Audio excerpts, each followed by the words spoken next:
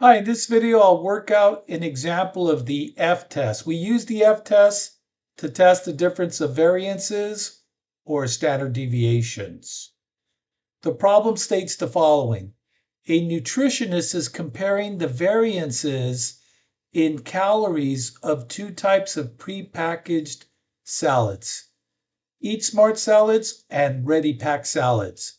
She claims that there is a difference in the variances of the two types of salads. So when we see the word difference, that's informing us that our claim is that the two variances are not equal. Since it's not equal, that's an H sub 1 statement. H naught is that the variances are equal. And then it says she samples packages of each type and computes the variances and sample sizes. At alpha 0.01, test her claim. And so we have the summary data here. Note that it's in the form of a variance. These are sample variances, not sample standard deviations.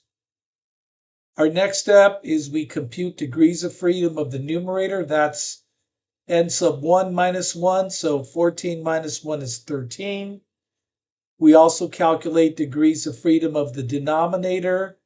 That's 18 minus 1 is 17. This is a two-tailed test. Whenever we have the not equal to symbol, it's a two-tailed test. But remember, we divide alpha by 2. So we take the original alpha, 0.01, divide it by 2, 0.005, and focus on a right-tailed test. And we use this alpha to look up the critical value in table H. So if we turn to table H, we have to look at the top of each page because it lists the different alpha. And we have to locate the alpha we're trying to find the degrees of freedom for. In this case, it's 0.005. We now look at this horizontal row for degrees of freedom of the numerator. We notice 13 is not listed, so we always go smaller. We'll focus on 12, and then we look for 17 in this first column. That's the degrees of freedom of the denominator. So we locate 17 and look for the intersection. We can see 3.97 is the critical value.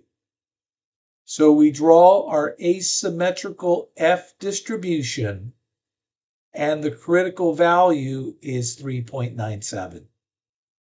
Next, we calculate F. F is S1 squared divided by S2 squared. Well, if we look at our original data, we are given S1 squared and S2 squared, so we just divide 319 by 295.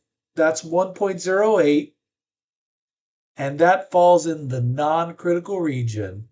Thus, we do not reject H naught, and we would write that there is not enough evidence to support the claim. Thanks for watching this video.